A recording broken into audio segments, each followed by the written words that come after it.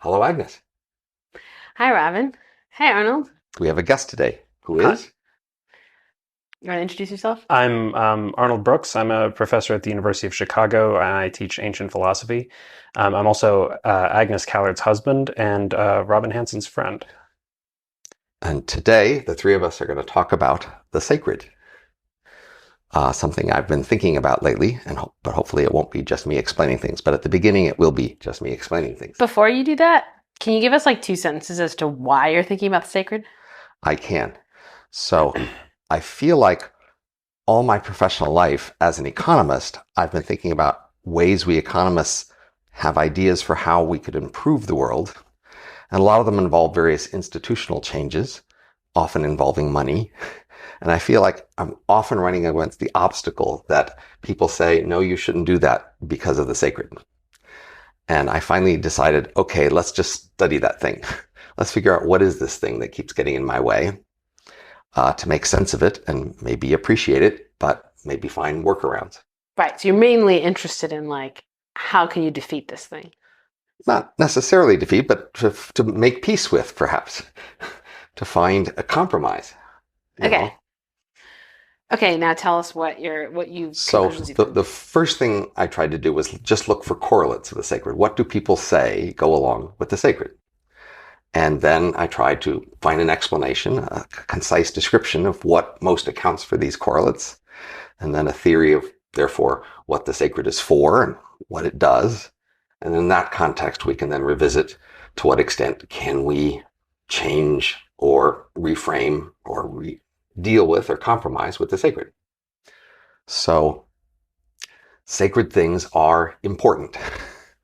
They give us joy. They're great things, well worth praise and effort. Sacred things unite us. That is, we're often come together via our shared sense of the sacred. Sacred things are idealized in the sense that, like, God is nearly sacred, or an ideal sort of sacred, although the sacred is more things that we value. But sacred things are pure, unsullied, not have as many defects. They tend to last long. They don't rot or decay. We tend to think of more sharp binary distinctions between categories of things that are sacred and other sorts of things. We tend to not want to mix the sacred and non-sacred things so that they should be clearly distinguished. And we have the sense that we shouldn't be making trade-offs between the sacred and unsacred things. They shouldn't be mixed or trade, so we shouldn't have money involved if money is revealing our, preferences for non-sacred, profane things versus sacred things. We shouldn't have rules that, have a sacrifice the sacred for other non-sacred things. Can I interrupt and ask a question? Yes. Is it okay to trade off or sacrifice one sacred thing for another? Well, part of the norm of sacred, or the perception, is they don't require such trade-offs. Sacred things aren't supposed to need trade-offs with each other. They're not supposed to be in conflict. It's a problem if sacred things are in conflict, and maybe that questions whether one of them is really sacred. When you said that sacred things don't rot, what did you mean by that? Well, first of all, these are all just correlates. These aren't sharp requirements. These are just things that tend to be seen more for sacred things. But it's like God is sacred in part because he lasts forever and doesn't change. The sky and the space are more sacred because they seem to last a long time without changing or decaying. And the last set of things about the sacred are you're supposed to intuit and feel the sacred rather than mentally calculate. You're not supposed to have numbers and conscious plans. You don't create the sacred, it creates you. You do it for its own sake and not for the sake of other things. These are most of the main correlates of the sacred. And, commonly described sacred things roughly fit these correlates. So we think of love, family, friendship, religion, the environment, democracy. For us, it might be various sorts of intellectual priorities.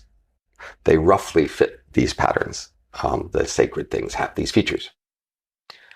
So that right there gives us some way to identify the sacred and to look out at it for examples of sacred things.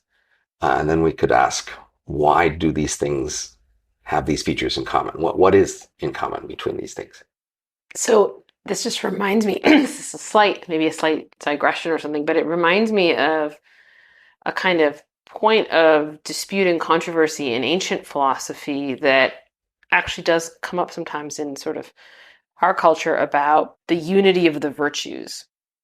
So if you take virtues like courage, justice, moderation, generosity, wisdom, there's a question: can you have one without the others, or Right. can it be the case that like the requirements of generosity would force you to be unjust? Right. Or there was like, a time somebody described the World Trade Center bombers as courageous, and that was seen as very controversial claim, I think, because of a presupposition of the unity of the virtues. Like they would have to have all the virtues, or you might think you couldn't possibly just have one of the virtues and then but also be like evil and unjust or something like that. So it may even be that virtues are sacred, and that's part of why we think they can't conflict with each other. The high virtues would be sacred in some sense. So we can pick up, if you're willing to expand the concept of virtue to include Right. relatively small, Like Aristotle low also had things, low ones, like, wittiness or something. You might or think maybe you could be it courageous might without be being virtuous witty. that the floor is clean today rather than dirty, but that it's okay if that bit be traded off against something else. That's not a sacred virtue. That's just something that would be good. Virtue is a disposition of a person, in the sense that I'm using it, right? So it's like a character Okay, trait. but my disposition to keep the floor clean. Right. Right. Right. That might be like wittiness or something, a low level. Uh Tidiness is like not some great thing, but like courage is uh would be like sacred virtue. And that's the thought that the virtues are sacred and the thought that they're unified might be connected. Hadn't occurred to me before. So you said you're working on this because sacredness has, as it were, been getting in your way, and I take it that like an example of that would be when we think about healthcare, it's difficult for us to think about questions like, should we prolong this terminally ill person's life given the costs? Because that seems like a trade-off in which we give up something sacred, like a human life, for something profane, like money, right?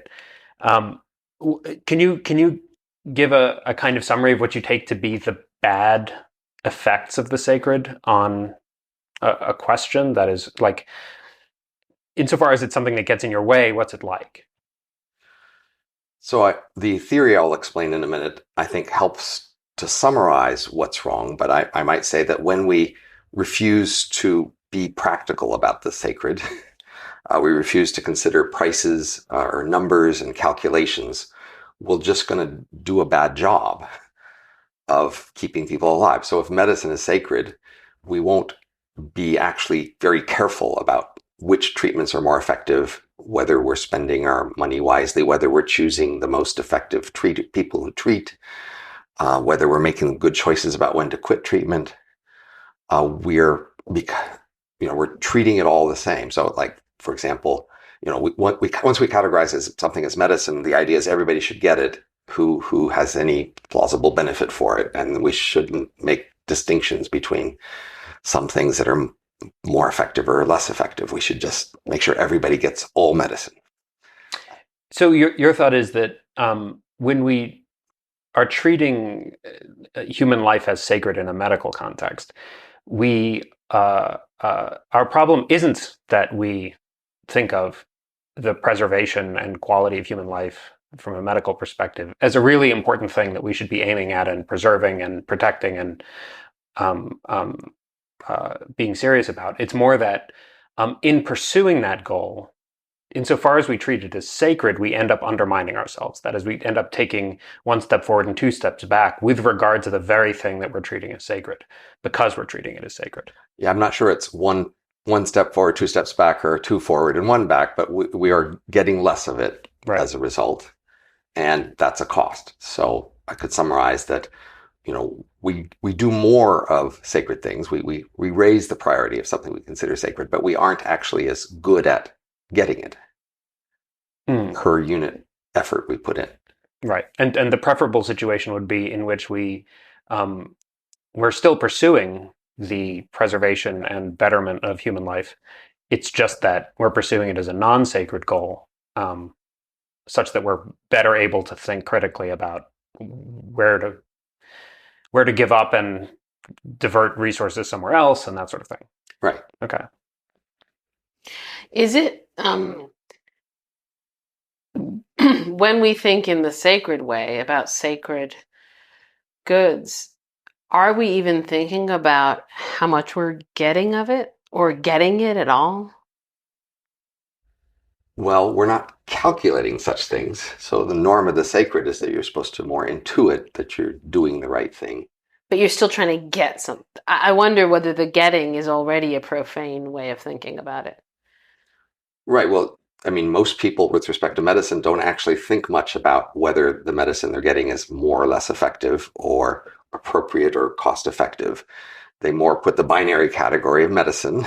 And then there's these priests who tell you what to do, and then you just do it. And you are respecting the sacred to the extent you just enter the world of medicine and do whatever they tell you.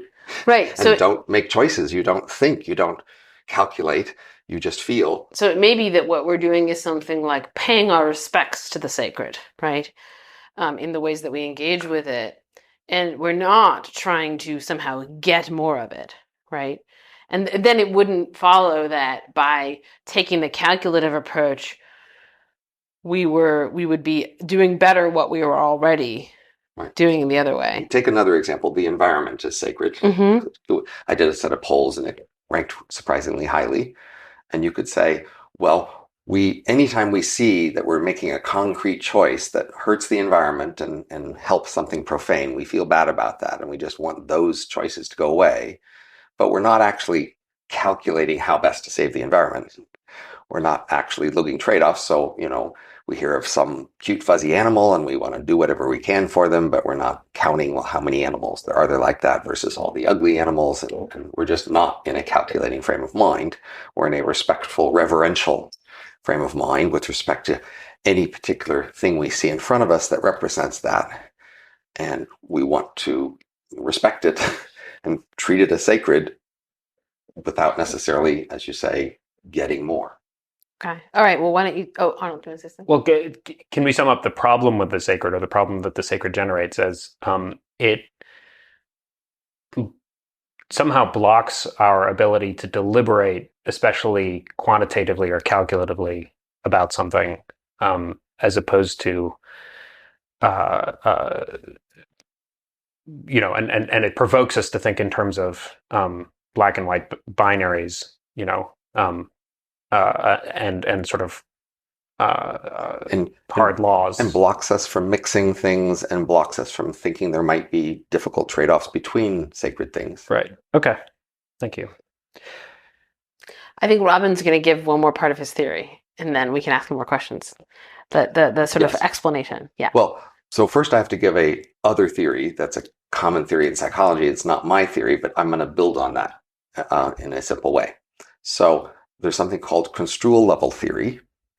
And the idea is that when, say, you look out at a scene, you will see a few number of large, detailed things up close and lots of small things far away that you don't see much detail for, and that your mind has different ways of thinking about those two things and a continuum in between. So when you think about things far away, you don't know many details, and so you mostly reason about them via abstractions, a few descriptors you have about them. But when you reason about things up close, you use those details. And that's the key distinction. And so the experimental results are that when you think about something far away in space, you also tend to assume it's far away in time, also far away in social distance, far away in hypotheticality, i.e. unlikeliness. And all of these things tend to evoke each other, and similarly for near things. And even say the colors, red tends to evoke near, blue tends to evoke far, a large space with an echoey sound tends to invoke far, a closed-in space tends to invoke near. We just have all these cues that tend to reinforce each other in the sense that we are looking for each thing to frame as near versus far, and we think about them differently. And in particular, far things We do think more intuitively, more aesthetically, more crudely, more socially influenced, because far things hardly matter. And we aren't willing to put much time thinking about them. And so we think about them in this far mode, whereas close up things matter. So when you're in a far mode, you don't care about anything as much, but you're more sort of serene about it. And in near mode, you can be overwhelmed with your passion about it because it's strong and close. So you could think of, say, sex is near and love is far. Because sex it brings your attention and you're completely focused on it. Whereas love, you are seeing it from afar, maybe abstractly in terms of your ideals of love. And those are examples of near versus far. So this seems to be a very well worked out area of psychology with very robust experimental results. And the key thing to notice here is we look at things up close that are important to us in near mode and things far away from us that are less important in far mode, and we think about far away things abstractly and emotionally and quickly and intuitively. Okay, so given that, the thing to say about the sacred is sacred things are things that we treat as if far away. We think about them in a far mode, even though they're especially important to us. So that second part reverses our usual criteria to switch more into a calculating, detail-oriented near mode for things that matter more to us, and switch to this more intuitive, crude, abstract approach to things that are unimportant. The sacred is important, yet treated abstractly. Just a question. One thing you said about far mode is that it is more serene, but you also said that we're more emotional.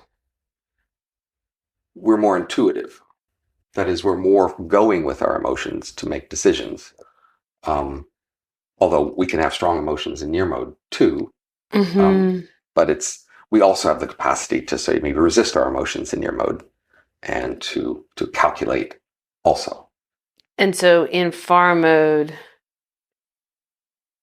we don't have the capacity to resist our emotions. But you also said we reason by way of abstraction for things that are far away. And it seems like reasoning by way of abstraction requires a certain, So paradoxically, doing math is a near mode sort of mental activity, even though the mathematical items are abstract items. So when I say abstraction here, I'm talking more about this mental style of taking away detail and reasoning in terms of descriptors that don't have much detail. Yeah, Hegel has a short essay that, unlike most of what he writes, is very clear and well written, called "Who Thinks Abstractly," where he's talking about a case that's been in the news at the time, and where somebody is accused of murder and referred to as a murderer, and he's objecting to the idea that this person is a murderer, where that's a kind of abstraction. And so the point of the essay is to say that it's not the philosophers who think abstractly, it's everyday people who think abstractly, and that's problematic as a way to think about questions of justice and all of this, because you take away all the details and all that's left is this act that this person performed at one time. And so Hegel would say you should say he murdered someone. Well, yeah, this is a whole human being. They have a whole life, the context of this crime and all of that, and you punish the crime or do whatever the law demands, but to as it were, take away everything else about them and make them a murderer now is to think abstractly, and that it's. So if you ask, are murderers polite at dinner? Yeah, you might say, no, this person is not polite at dinner. Why? Because they're a murderer. That's the one thing you know about them, and use that one thing to reason about them in quick and intuitive ways. And that's reasoning abstractly. As opposed to in mathematics, you have formal definitions that are abstractions in a formal sense, or even computer science. And so, unfortunately, this word abstraction is being used simultaneously for two somewhat different things. Yeah, and maybe in the case of mathematics, they're abstract objects in the sense that they can be fully understood in terms of a few abstract descriptions. That is, when one abstracts about a triangle, one isn't reducing its complexity. It has the level of complexity appropriate to abstract descriptions. Whereas to think abstractly about a human being is to simplify and eliminate. So that's just, it's the Concrete same features. sense of abstractly. It's just that it's inappropriate when applied to the human being, but appropriate. Well, it's appropriate for quick and dirty reasoning, Yeah. which is appropriate for the many things far away you can't be bothered to think very much about. Abstraction is less appropriate for important things up close, where you can attend to the details. But like, take your description of the sacred and all of its correlates, and then the near-far theory explaining how we engage with it as far, even though it's near. All of that is abstraction, right? We are collecting a set of correlates of the sacred, and the more correlates we have, the more detail we have in reasoning about the sacred. If I only took one of them to reason about the sacred, say a binary distinctions, that would be abstracting the sacred by focusing on one abstract descriptor of the sacred and to the neglect of the rest. The more of the details I take into account. I almost wonder whether it's simplification or something is the with its connotation of, so to speak, oversimplification might not be the concept that we're looking for here. That is, there's correct abstraction, which is fine, right? But there's, oversimplification or almost caricaturing of a person as just the murderer. Yeah, I mean, maybe in that vein, like if we were to take this theory of the sacred and we were to say to treat things as sacred is bad, that would be to think abstractly, right? Because the sacred is a very psychologically and socially complex thing, and so one thing we could, we should always appreciate about it is the things that are good about sacred thinking. Right. And so that, I mean, that's my next question is, what do we get out of it? That is that's my next point, and my last main point to make. Yeah. So we can go into discussion. So the question is, how do we explain this fact that there's a set of phenomena that, even though they're important and especially important to us, we treat them as if from a distance? And so to explain that, I'll focus on this correlate that I mentioned, was that we are united around sharing a concept of the sacred often. So if we think of that as the main social function of the sacred, to have a way that we can be united by seeing the same thing the same way. Problem is, this distinction between near and far gets in the way of uniting around seeing things the same way. So if you are under medical treatment and I am not, and you see your medical treatment in a near mode and I see it in a far mode, you and I may disagree about which medical treatments are appropriate for you, or you deal with the environment up next to you, but you deal with it in a near mode. It's in your backyard, you're practical about various things, and I see it from a far mode. You cut down the sacred old tree. The two of us will see what you're doing differently, and we will find it harder to unite around a shared sense and agreement about the sacred. And so the simple solution is that if we are to treat it both from afar, if we are both to see your medicine from a distance or to see your backyard environment from a distance, then we will agree about how you should treat it, how valuable it is, and we will then be able to unite in our agreement around the sacred. And the more important it is for us to have these things we agree on that bind us together in our agreement, then the more it might be worth seeing some valuable things from afar in order to see them the same. So we see things from afar to see them the same. And we want to unite around important things, not about unimportant things. So we need to see the same important things from afar. So when I read about this on your blog, it occurred to me that there might be a similar dimension in which the sacred is important for us, where that's, as it were, a sort of synchronous question. That is, many people all at once want to engage in some project, and a shared sense of the sacredness of that thing is how we can do that, because it eliminates our thinking about certain kinds of details that might send us off in many different directions. But another dimension might be sort of diachronic, even with an individual, where a funny experience I have with philosophers including myself, is that if you ask a philosopher what they work on, they can give you a very detailed, very precise account of, a problem with, say, reasons for belief, or the ethics of blackmail, or something like that.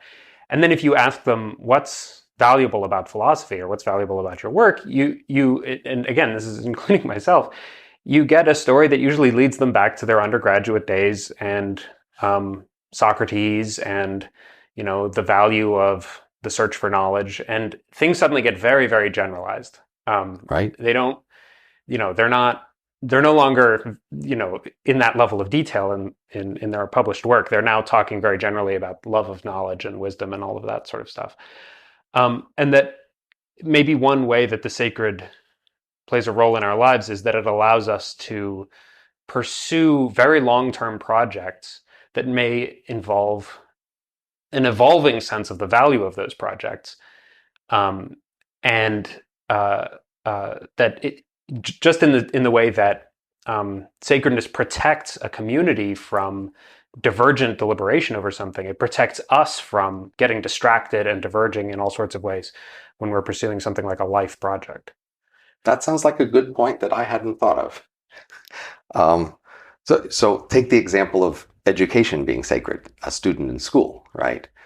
A student in school, and through their family tradition, will see the project of getting a degree and finishing their education as a sacred project. But at any one moment, looking at this class, taking this exam, they could be discouraged and they could ask specifically, what's the value in this? Mm-hmm. Why is this class helpful? And if they were willing to look at the whole project in that same near mode, look at 10 different examples of school and what it seemed to be giving them, they might be willing to challenge and question their commitment to school. But if each time they ask about school, they jumped back to the sacred mode of school is sacred and I've committed and my family will be deeply disappointed if I don't finish school, then they aren't asking the sort of practical question of why am I going to school? What's the point? Because that's answered by the sacred. Mm. Yeah, so the University of Chicago, Agnes is giving the Aims of Education talk in a week or so, and there's also the core courses, many of which, especially the humanities core courses, really do focus on this question: what's the point of education, and what does it mean to live a life as an intellectual person, and what's the significance of the books that one reads in college, and that sort of thing. That is tacked on right at the beginning of the educational process. Right. Before you can evaluate those claims. Yeah, but also as a way to maybe help people see their educational project as in this long-term way and not get distracted easily by worries over the significance of this or that little project that they're involved in. But you're right. Of course, the sacred, as we've been discussing, comes with good things and it comes with bad things. It prevents you from evaluating what you're doing. But it's precisely that. And the sacred will make for these binary distinctions. So if you say, well, why don't you take an internship? That's an education too. You might resist. No, that doesn't count as education. Mm-hmm. You want to make this sharp binary distinction for what counts as education and what doesn't. Mm-hmm. And that's going to make you not learn in a lot of ways you might learn.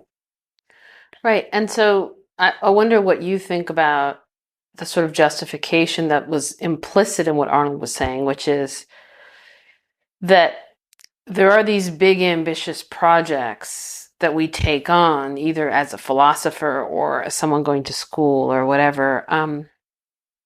And they're sort of grander, let's say, than the other projects that we take on. And that partly that grandeur is the seeing it as sacred. And that were we not to see it as sacred, we would lose out on this diachronic coordination with ourselves, right? And thereby just not pursue things of this kind. We would be more ephemeral creatures and not achieve as great things. Though, as you point out, the very things we're not achieving with maximum efficiency, right? But Arnold is saying, yeah, but the alternative scenario is not one where we achieve them with maximum efficiency. The alternative scenario is one where we're indifferent to things of that size. Indifferent sounds too strong. You might just be less committed and quit earlier. And the question is whether that's appropriate. So let's take marriage as sacred. People have a relatively sacred concept of marriage before they get married and as they get married. And then they experience marriage itself, often in conflict with the ideals that they had expected.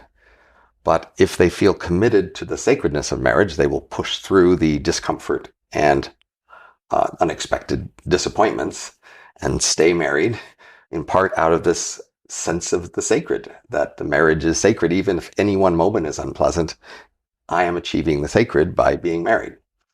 But you might say that will mean people won't get divorced when they should. So our society in the last few decades has decided that maybe that was going too far. We were treating marriage too sacredly, and maybe people, when they were unhappy after a decade, should quit and do something else, because you're making a mistake there by not looking at the details of your relationship and how you're feeling and whether or not this activity is worth doing. So, good. So we now have two places where the sacred plays an important role precisely by eliminating detail, right? So the very thing that makes it good also makes it bad, unfortunately. And these are in big shared social projects, like a war, for example. Exactly. Would be very important to see the terms of victory in a sacred way, or democracy maybe. And we have the long-term projects, even of individual human beings. Marriage may be a bit of a mixed case. That is, we have two people involved there, and it's also a long-term project.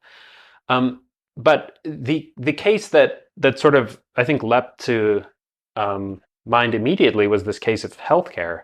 And it seems to me that healthcare does not neatly fit into either of those two categories. So it's almost as if something else is going on there. So that maybe that sacred plays a third role here that we haven't yet talked about. I don't think it's that far. That is one of the many things we know about medicine, is that people very much prefer to buy it communally. Many nations buy medicine for the nation as a nation and try to show solidarity that way. Mm-hmm. Firms buy medicine for their employees to gain allegiance and solidarity, and families buy medicine. So most medicine is not bought by the individual getting treated for themselves. It's bought by somebody else on their behalf. It is a sign of communal loyalty and bonding. Okay. And it is a remarkable fact that, as you and I have noticed, that it's always the spouse that tells the other spouse that they need to go to the doctor or get medical treatment. Right. And each person resists it in their own case, but tells the other to do it. And that's just every couple I know of works like that. And that's just a weird, mysterious fact. Yeah, that's true. Okay. So then medical care would be a case where we treat healthcare as sacred, because it's part of something that is, in a larger sense, sacred, something like the maintenance of a community or a relationship or something like that, and that it's a way of showing care or concern for that, but abstractly. So this theory of the sacred that I described, that we see things from afar so that we could see them together, in some sense, supports Durkheim's story that the community is in essence the thing that's sacred, even if it's not what you see. Mm-hmm. That is, that's the thing you are revering and supporting by treating other things as sacred. Those communities. But we are reluctant to directly revere the community, and we'd rather revere the community indirectly through the things we share as sacred. Yeah, though the community is a sort of means here, right? I mean, the issue of this I don't know, we take the idea of a war, where the war goals are treated in a kind of sacred way. The value of, say, the country that's democracy. Yeah, something like that. Is being treated as sacred. It's not that we're fighting the war for the sake of the community. Well, often it is. The war is the thing that will save the community from destruction. as a community, it will be replaced by a different community if we lose the war. Yeah, yeah. Okay, no, I see your point. I think the place that I'm getting a little stuck is the idea that we treat something as sacred in order to socially coordinate on it, in order to achieve the end, right? Because social coordination is necessary to Right. achieve the end. But then if it turns out that the thing that's truly sacred is always the community, um, then that story seems to get a little mixed up. That is, we treat the community as sacred in order to achieve what end? The story here has to be that we are not supposed to think about these other ends. I mean, when we reach the sacred, it's an end in itself, and we're not supposed to consciously go beyond that in our calculating of means and ends. Yeah. But there could be some larger cultural evolution or even genetic evolution that selected these behaviors, and then we could ask, what were the pressures behind that evolution? What was that trying to achieve? But those wouldn't be conscious goals or even goals we would embrace on reflection.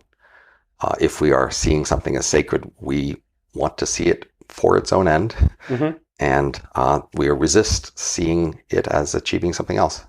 But I do think that there's an intuitive answer that can be given to why would we treat the community as sacred if treating something as sacred is seeing it from afar so we can see it together.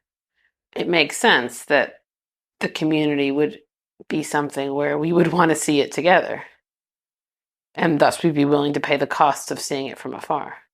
Yeah, I mean, so the community... that we all have the same view about ourselves. I take it the community exists insofar as we see it from afar. That is right. Yeah. Good. Exactly. Right. So it's like we have to treat the community as sacred, or there's no community. The community is our ability to have a shared. Yeah.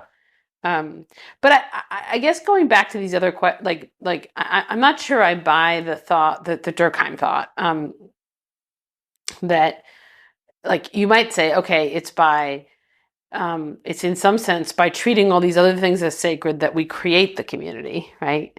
Bind it or connect it. Right, but like in some way, what a community is going to be its existence. The very existence of the community is dependent on its being seen in a certain way, I think. But it seems to me that the topics that we choose, right, the important things that we want to, things like human life and God and education and art and friendship and morality. Like these are also just, I feel like they're intrinsically things that are hard to understand. And it would be hard to imagine a person making a lot of progress understanding them if they were trying to do so on their own. And so it makes sense that what we say about these things is we're not going to try to figure them out on our own. We're going to try to somehow make the understanding of those things into a shared project. But it seems to me that if we think about medicine or the environment or other sorts of war, we can look at them in a detailed calculating mode, and we can make a lot of progress understanding them that way. What we will maybe fail to understand is why we care. Yes. Or why it's so important. That would be Yes. the thing we risk losing upon seeing the details of them. Yes, exactly. Yeah, though it seems like we could make some progress. I mean, I don't know if effective altruism is the right approach, just setting that aside, to altruism or charity or something like that. But it seems to me that the approach is one in which, or at least the rhetoric of the approach, is something like this. We all treat, human well-being as sacred. I, the effective altruist, and you, the non-effective altruists. But I, the effective altruist, am I'm really fulfilling the sacredness of that thing because I express a much deeper care for it. And I express that deeper care for it because I am really concerned about making these kinds of calculations and deliberations and being serious about that sort of thing. And I mean, I don't know if it's consistent with the idea of the sacred that one could express reverence for the sacred by being more deliberative and calculative. But that it almost seems like the rhetoric of effective altruism does point in that direction. And there are many other moves you can make that with other sorts of things. I can say, if you really want to save people's lives in medicine, then you should be more calculating about the cost effectiveness of treatment and about the institutions that decide, who you can trust and evaluate quality. And you can say the same in war, that if we really want to achieve our effects in war, we should be, asking whether it's time to surrender or time to make a peace. In all of these other areas, we often have people who try to make the move by saying, you can be more effective here if you don't treat this sacredly. And that usually other people don't like that. And people don't like that about effective altruists. That is, when charity is sacred, one of the things we value it for is that you do it intuitively. Your heart wells up and you feel compelled to help. And that's an important part of charity. And the effective altruists are telling you to do something else than what your heart is telling you in that moment. And it's the same thing even about marriage, right? So sometimes somebody might say, look, I know you've got this romantic ideal and it's great, but like this guy just isn't that good for you. This life isn't going to go that well. Be realistic here and let's figure out practically how your life could go better. And people resist that greatly. No, they want to embrace the romantic ideal. And that's almost a moral principle of theirs, is that they should not look at those details.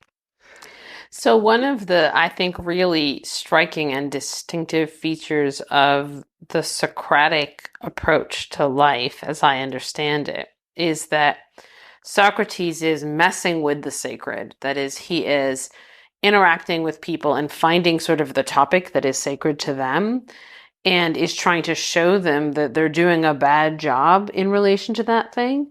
But he's not doing it in the kind of reductive way that you're describing, where he's like, look, you say that you're pursuing health, but really you have a certain false and too idealized image of what health involves, and actually it's this more mundane thing. And if you just exercise more instead of going to the doctor or whatever, telling you that the thing you need to do in order to get to your goal is less exalted, less ideal, involves more calculation, etc., than you thought. That's the reductive approach that, as you say, people are resistant to with effective altruists.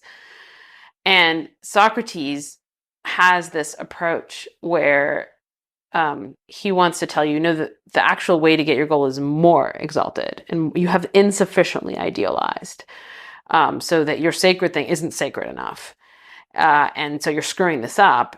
And so, if somebody is into health, for instance, he'll say, well, why would you care that much about the health of your body? Your body is just a tool that your soul is going to use, and so caring about the tool being in a bad condition seems like a secondary concern after you figure out that the tool user is going to be in a good or bad condition. So if you care about health of your body, what you really should care about is health of your soul. Let's look at that, right?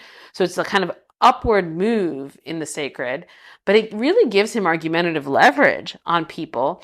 And it makes it impossible for them to opt out in the way that you might opt out of the effective altruist move, where you just have a kind of distaste for the reduction because he's not doing the reduction. He's doing something in the opposite direction that doesn't even have a name, like upcycling or something. An upward move, not a reductive move. That's a good point, and I hadn't thought about that. But apparently, it's just hard to make that move very often. Not very many people know how to make that move, because otherwise, I guess we would see it more. But it might be worth thinking through some concrete examples of that move in our world. Yeah, it may be that anytime you're approaching somebody, either a community or an individual, in terms of their long-term projects, you're going to be approaching them by talking about something that they take to be sacred.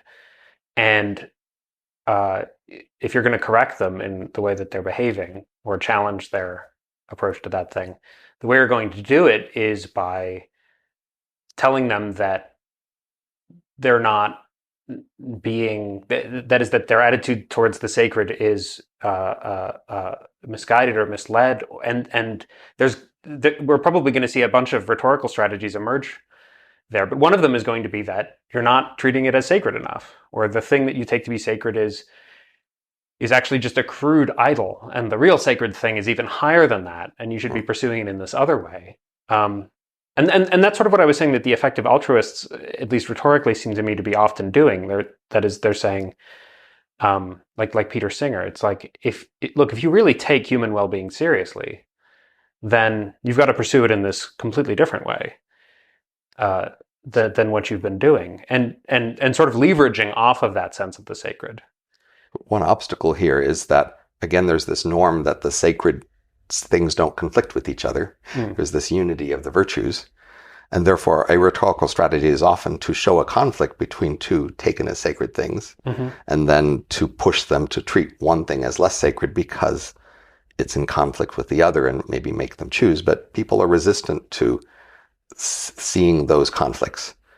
You'll have to push them to force them to see such conflicts.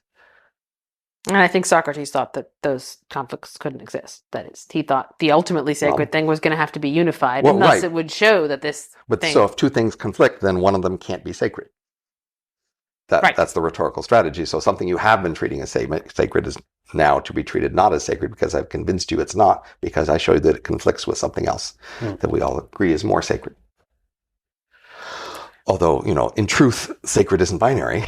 The truth of the matter is that things are more or less sacred, and they all have some degree of conflict with each other. So this rhetorical strategy is a bit unfair,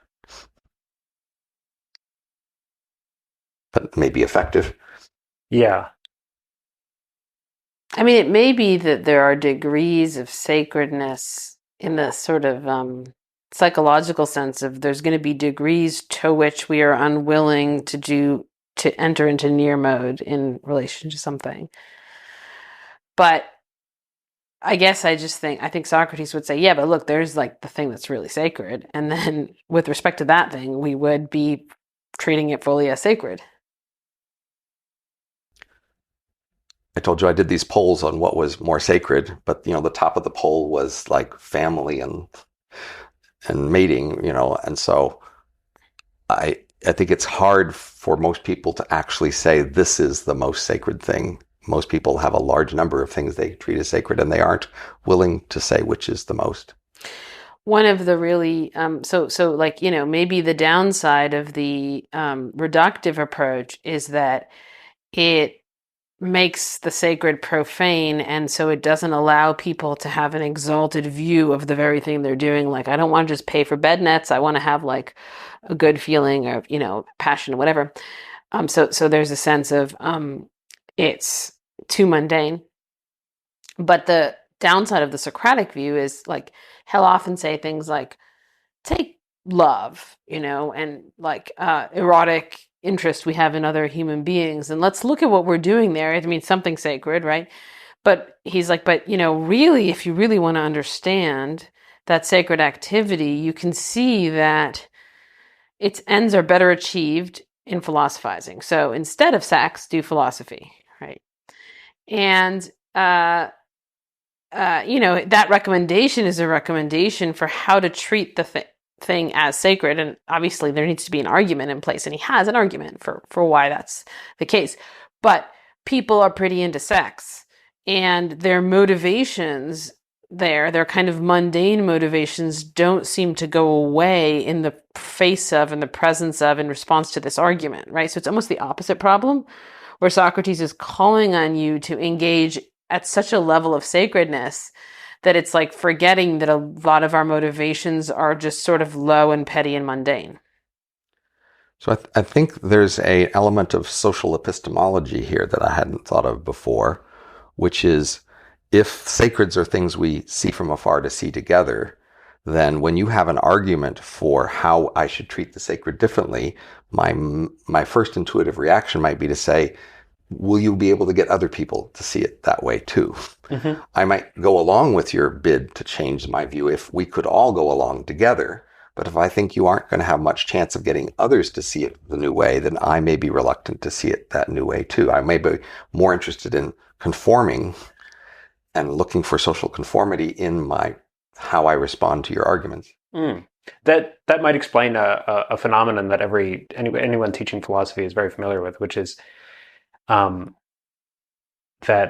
a moral claim strikes, especially newer students, as uninteresting or frivolous if you can't convince even terrible, vicious people of its truth, right? So that if we couldn't convince, the Nazis to change their mind about something and see the light, then, it's all, as it were, a matter of opinion.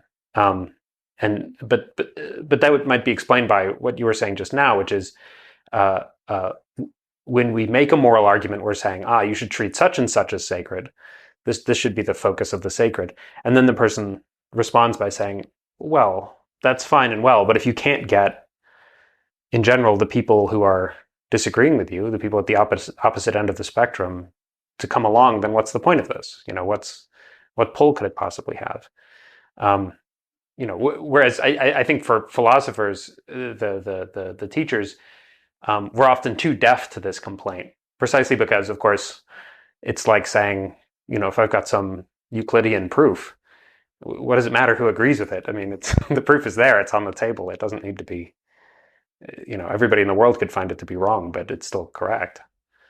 Um, uh, uh, but yeah. I mean, the idea that the sacred needs to be shared in order to be seen as sacred would explain why there's that initial resistance to the idea that a moral argument could have significance if it weren't overwhelming in everyone's ears. I mean, it's interesting to take morality as an example of the sacred, because I might suggest morality is sacred norms, but there are non-sacred norms. So if we notice that in our ordinary life, we have social norms we collect around that help us coordinate, like opening doors for people, or, putting something away after you take it out, or things like that. Most of these simple social norms, we can understand why they exist and they have a functionality. And if somebody violates them, we don't see it as a big moral thing. We see it as like a failure to coordinate, what norms we're going to use in some area, and we need to adjust. And so we can see how practical and calculating, detail-oriented we are with norms like, should you put it away, or maybe you should leave it out because the next person might want it out, right? All sorts of little things like that. Should the toilet paper roll over one side or the other side? We have all these little norms that we can reason about in great detail and comfortably without invoking the sacred. And then we have other norms that are sacred norms, and now we react differently to those. Those we have to see from afar. Those we aren't willing to look at the detail of how they work and whether they're useful in any one context. Those we aren't willing to have a degree of whether they're more or less moral. We treat those other norms as sacred. I don't know, though. I think that there's some element of sacredness. Like I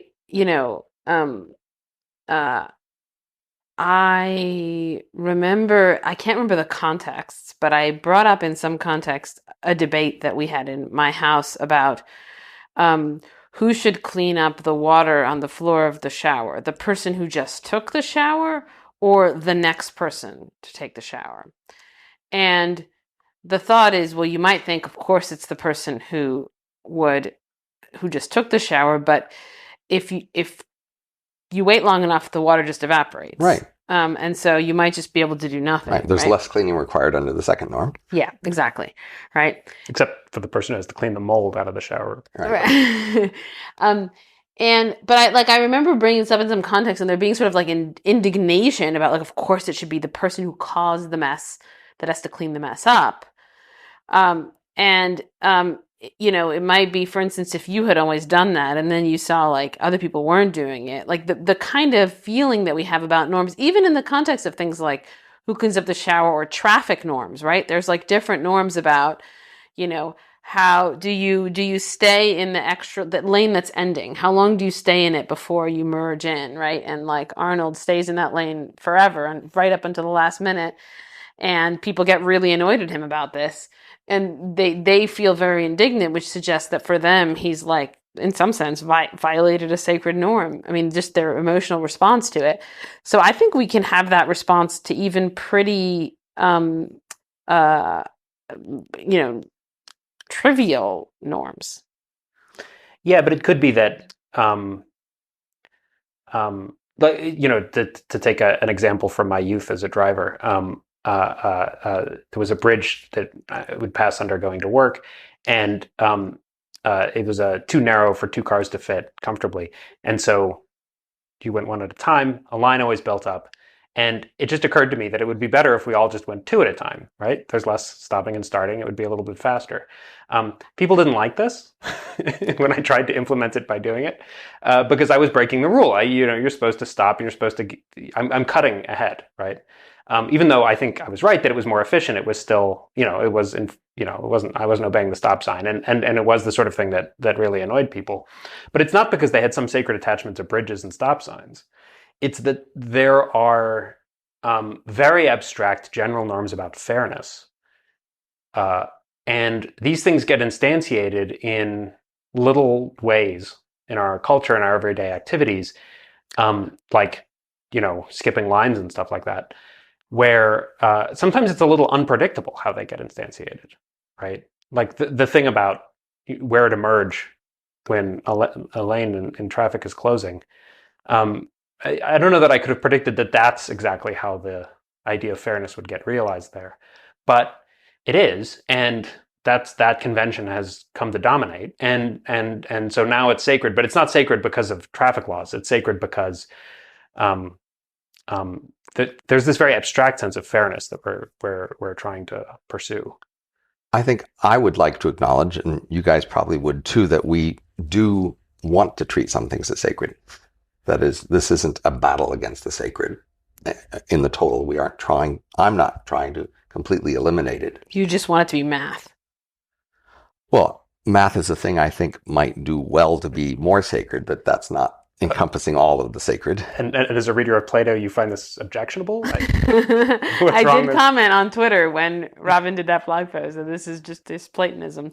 But see, I think like sometimes you present yourself with this friendly face towards the sacred, like, oh, I'm good with the sacred or whatever. But I think that the suggestion that math should be what's sacred is, in effect, an attempt to sideline the sacred to where it can do least damage.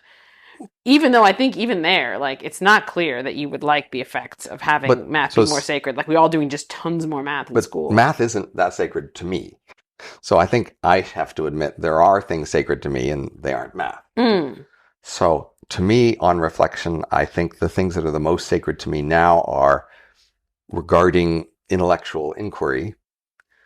And, for example, I want intellectual inquiry to be done for itself in a certain sort of mode. I want it to be somewhat sharply distinguished from other activities. I'm reluctant to trade off how I do intellectual inquiry for other sorts of considerations. I resent when other sorts of priorities interfere and distort or change intellectual inquiry. If I stand back and calculate intellectual inquiry, none of those are particularly justified. I could say, well, intellectual inquiry could, advance even if some people played certain games, say, to cite themselves or to favor their friends in referee reports or things like that. But my sense of the sacred is offended by those things. And that shows me that I am treating intellectual inquiry as sacred. It is something I spend a lot of time doing. I idealize it. I think highly of myself for doing it. And I want it to be separated from other mundane things. That makes me think, so very many times I have tried to sell you on this distinction between theoretical and practical reason, and this idea that there are these two quite different things we do with thinking. One of them is trying to understand stuff, and the other is like trying to improve things. But maybe one way to express the thought of the separateness of theoretical reason is just to say that intellectual inquiry is sacred. The treatment of intellectual inquiry as sacred, that comes pretty close to anything that could be meant by theoretical reason. And like, if you think about Aristotle and how he would describe the objects of theoretical reasoning, he describes them as selected out for their purity, their longevity, right? Yeah. Their regularity. That is, they're the proper things to think about if you're trying to do this sacred kind of, if you're trying to treat thinking itself as sacred. I suppose, but the problem is if we imagine doing a geometrical proof, I mean, maybe this is evidence that geometry is sacred, or we treat it as sacred, but if we think about doing a geometrical proof and we think, okay, I'm trying to find the center of this circle, right? And then I think, oh, well, I should be open to trade-offs here. Like, maybe I can make a guess. That'll be a lot faster. Or I can just use a ruler. But you just haven't done a geometrical proof in that case. I mean, it's sort of like when we talk about the sacred, we're talking about a context in which we could be, but refuse to make trade-offs. I think that's exactly a sign that it is sacred. Well, yes. You're not allowed to do it that way. In theoretical reasoning, where I'm taking geometry as my case study here, we're not making trade-offs, but it's not because we could be and we're refusing to. It's that trade-offs don't exist here. That's just to say it's really safe. We've really done a great job with... Right. You found a way to find something that's naturally sacred. And that was my argument for treating math as sacred, is that many of these idealizations we are tempted to make for other things, they are naturally true more about math. So there's less distortion. So because it's obvious that actually just guessing is another way to find the center of a circle, and you can get pretty close. It isn't a way to find the circle. But in reference to this idea that math should be sacred, it seems to me that there are, at least in the conversation so far, two de novo sources of sacredness. And the one is shared projects and the other is long-term projects, where often those are mixed together in various ways.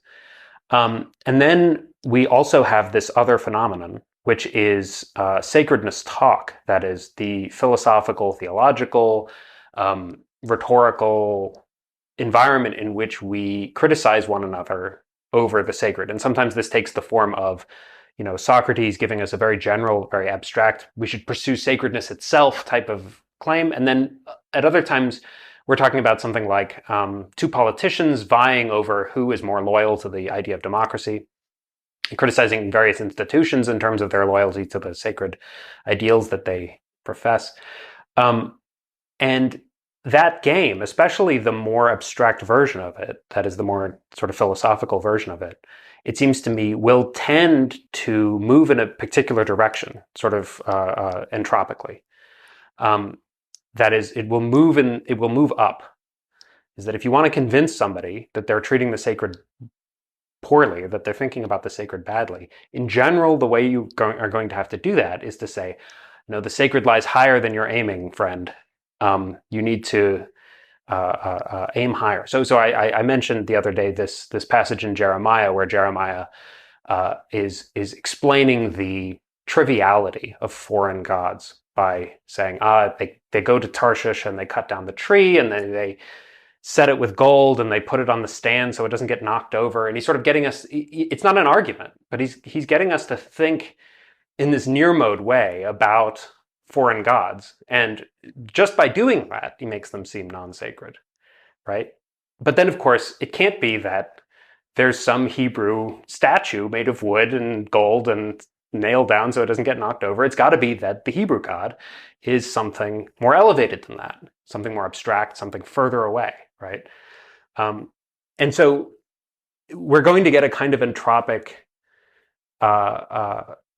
game where all of our discussions of the sacred are going to tend in the direction of the more abstract, the more Platonic, are going to move in the direction of, say, treating something like math as sacred.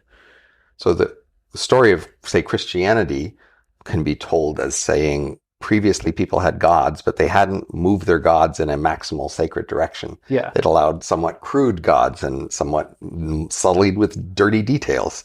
And Christianity decided to offer a purely, absolutely sacred God who was ideal in every possible way as a way of trumping the other gods.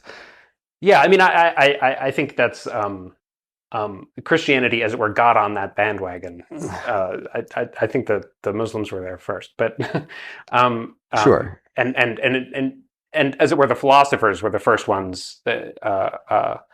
Plotinus maybe being the one to really perfect that move, to say something like, what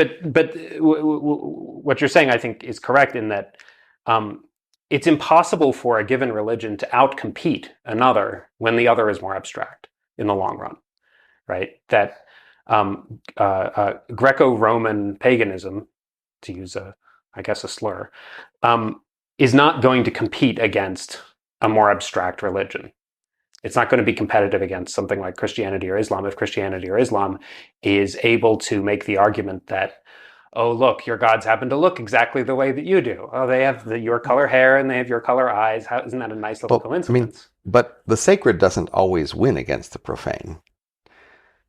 So if you're competing on the grounds of being more sacred, you risk losing when the profane competes with the sacred. Well, I take it that this is a battle between two visions of sacredness, and the sacred, the more abstract one, is going to win.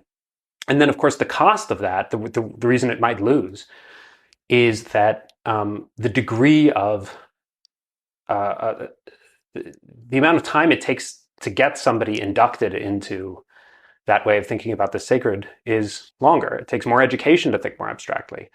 Fewer people have time to do it. Think of the decline of marriage. I mean, the kinds of relationships that are replacing, changing and becoming the things that are happening instead of the previous long-term commitment to marriage, you might think of they are intrinsically look less sacred, except for the fact that, we've made pleasure sacred, enjoyment sacred, to the extent we could say, yes, but no, this just feels better. This is more authentic.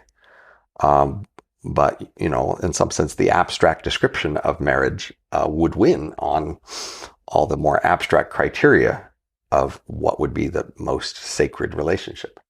Okay, so suppose we have we have our entropic game that moves us in the direction of abstraction.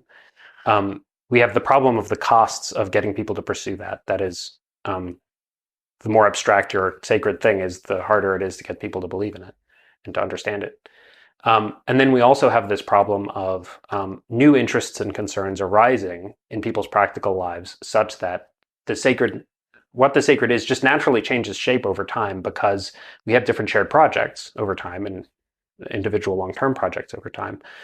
And that something like the sacredness of marriage could wane, not because it's been replaced by some even more abstract conception of marriage, but just because we start to think of our individual projects and our shared social projects maybe more in terms of autonomy and freedom of choice and the sacredness of a career as a life project, right? Where men and women are both going to be working and they're both going to have their own independently self-sustaining lives. And clearly, one of the most surprising things about the sacred is that the thing that people used to most use the word sacred for, i.e. religion, has been in great decline. We should stop, but before we do, I want to hear what Arnold thinks. What is most sacred? Like, what's most sacred to you? And then we should hear Agnes. I think that there are, as Robin said, I think that there are definitely things that I think of as sacred, whether or not I'd like to, or whether or not I think this is entirely rational. I think of the pursuit of philosophy as a sacred thing. I'm unwilling to make compromises about it. I'm very unwilling to make trade-offs about it. I think of it in a sort of general sort of way, but because this is what sacredness is. I also pursue it doggedly over many, many, many, many years, even in cases where it might seem pretty difficult to understand what the significance of a given project is. As for things I think I ought to take take as sacred, if I could, as it were, rationally build myself up from the ground up, which I, of course, can't do. I'm not sure. I might start saying things a little like Robin's thought that we should take mathematics as sacred. Not mathematics, but something like a very generalized principle of justice, or maybe the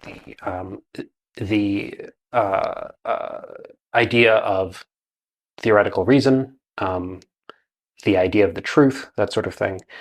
That these are appropriate things to treat as sacred, and not only because I think that they probably are sacred, but because to take something like the truth as sacred is probably the best thing for a person. That is, one ought not make trade-offs about understanding things and knowing the truth and speaking the truth and that sort of thing. Or at least we should resist those trade-offs as much as possible. Since I think I see a lot of things as sacred, but we haven't yet talked about the idea of seeing a human being as sacred, which is sort of what a hero is. And Or a child.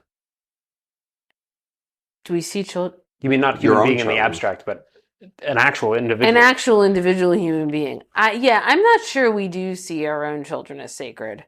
We see them as very, very valuable, but I think we see them close up in all sorts of ways. But I think I see Socrates as sacred. And I'm enabled in that by the fact that I don't have to look at him and see his face, right? So I don't have to see him close up.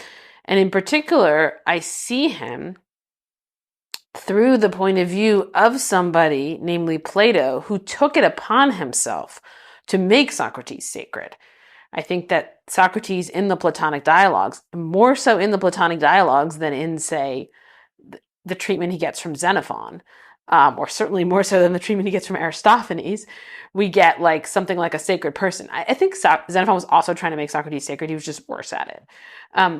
But we get it's almost like a step of the way has been done for me by Plato in how to idealize, presenting someone for the purpose of idealization, and making him sort of he's sort of complex enough that he can engage your attention, but in a lot of ways pretty simple enough that you can still treat him as sacred. And in some way, having an individual that you can treat as sacred is emotionally, I think, a bit more engaging than just having an abstract idea. You pursue Socrates for himself. I don't pursue him at all. So that's this clarification that I made early on where you're well, there's two different ways of getting stuff, the sacred way and the calculating way. I just don't think that the sacred way is about getting anything. I think it's about, as you said, paying your respects. I pay my respects. But I'm not trying to get as much Socrates as possible. That doesn't make any sense, right? But I think in general, we're not trying to get more of the sacred. We're just trying to worship it or revere it or be respectful towards it. Well, maybe that when we treat human beings as sacred, we treat them as avatars of something. That is, it's via them that we treat something else as sacred. Yeah. I think that's right, as ways of accessing something that's else. certainly the only way in which Socrates would tolerate this attitude. Yeah, I'm not sure Socrates would like this at all. Yeah. But I was wondering if maybe a third way in which the sacred does show up, I know we have to end here, is when we need to trust or obey somebody, like a doctor. And trust and obedience is difficult when we're constantly thinking about our options and what we think about things and looking things up on Google and all of that. And so to treat Socrates as sacred is in a way to say, look, I don't understand how things work. I don't understand what the pursuit of philosophy is. I'm going to just go along with the Socrates ride for a little bit and see where it takes me. And that kind of trust is necessary to the pursuit of these long-term projects. So if we bring up the idea of the sacred and there are priests of the sacred, I think I've noticed how priests of the sacred go to two extremes, but not in the middle. For one kind of sacred, there are no priests and everyone is almost by definition equally qualified, such as democracy or even love, perhaps. And for other kinds of sacred, there are priests who are unquestioned. Whereas in the middle, when you have experts that are mostly trusted but doubted some degree, then you have to be looking at their details and you're not treating them so sacredly. But you can treat things sacredly at either extreme of no priests at all or highly venerated, fully trusted. So Socrates is at clearly that second extreme. Except that he also knew nothing. So no, I actually think Socrates might be one of these people occupying the middle a little bit. I mean, there were people, and these people are described in the dialogues as venerating Socrates, but they're really looked down on. And there's a lot of pressure not to do that from Plato. But it may be that holding this middle position is very unstable, and it's the sort of thing that requires a complex reader like Agnes to sustain. And so we naturally fall into one of these two extremes. But if you've got a person spending a lot of time reading the dialogues and they're very clever, then they can sustain this middle position. Maybe. That's super interesting. Okay, we should stop. Thanks for talking. Yep.